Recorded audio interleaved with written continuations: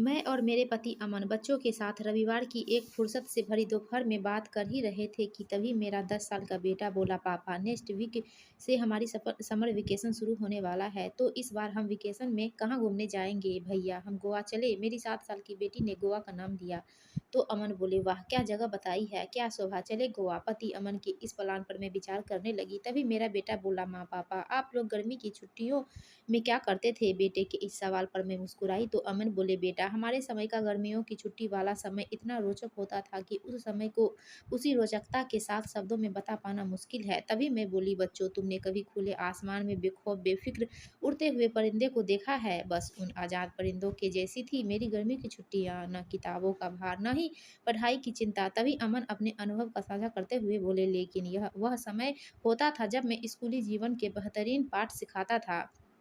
नानी नाना के आंगन में बिर चून और सत्तू के स्वाद के साथ हम मेरे मौसेरे भाई बहन हर साल इन्हीं दिनों में मिलते थे। मेरे लिए तो आनंद का दूसरा नाम था वो गर्मी की छुट्टी वाला नानी की किस्से गोई वाला आंगन। दोनों बच्चे हमारी बातें ध्यान से सुनने लगे तो मैं आगे बोली, मेरी नानी के किस्सों में इतिहास रहता, लोक कथाएं रहती, भूत प्रेत रहते और ऊंची ऊंची कल्पनाएं रहती। वहीं नाना जी के पास रखे होते ढेरों उपन्यास, कोर्स की किताबों से इतर नाना जी की ये किताबें हमें बड़ा आकर्षित करती। महाभारत, रामायण, गीता जैसे महाग्रंथ नाना जी हमें बड़ी सरलता से पढ़ाते। नानी सबको खाने पीने की चीज़ें बराबर से बाँटती तो सबके अधिकार बराबर है का दर्शन जीवन को सहजता से समझ में आ जाता।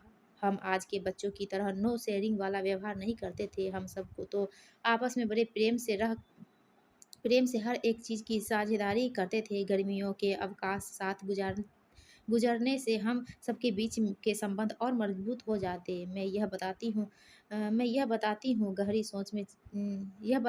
गहरी सोच में चली गई तो अमन बोले, तुम आजकल के बच्चों क्या जानो उन दिनों के आनंद को। मुझे उन सुहावने दिनों को याद करके आज भी गुदगुदी होती है।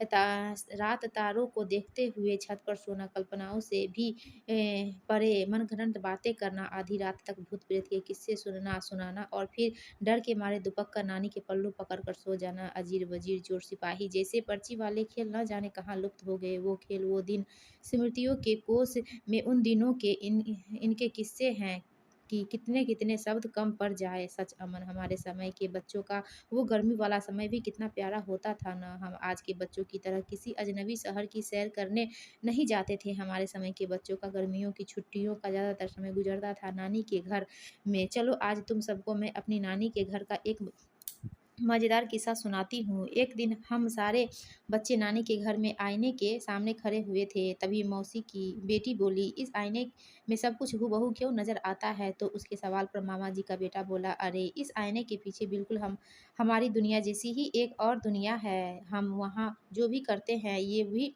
उसी समय वही करते हैं, इसलिए आईने में सब कुछ हूबहू दिखता है। हमारा कल्पनाओं की उड़ान वाला बचपन उसकी बात सच मानकर आईने के पीछे की दुनिया खोजने चल पड़ा। नानी का आईना जिस दीवार पर लटका था उससे बिल्कुल पीछे एक गली थी। हम उसी गली में पूरी दोपहर दूसरी दुनिया खोजते रहे। बाद में जब नानी को यह बात पता चली तब वे सब सब वे सब हम सब की कल्पना पर खूब हंसी। बस ऐसे ही प्यारे प्यारे किस्से से भरे हुए थे वे छुट्टियों के दिन। सच में आनंद का दूसरा नाम थे हमारे वो गर्मियों की छुट्टी वाले दिन। वाह माँ, कितना मज़ा आता होगा ना आपको। पापा अब आप भी ऐसा ही अपनी भी नानी के घर का कोई किस्सा सुनाओ ना। बेटी ने अमन को जिद की तो अमन बोले, एक किस्सा हो तो सुनाओ। मेरी नानी के घर के तो और भी मज़ेदार और ढेरों सारे किस्से हैं, पर बेटा पहले गोवा जाने के लिए टिकट कर लूँ वरना सीट नहीं मिलेगी, समझी। अपने पापा की इस बात पर दोनों बच्चे बोले, पापा क्यों न हम इस बार की गर्मी की छुट्टियों में हम अपनी नानी के घर जाए।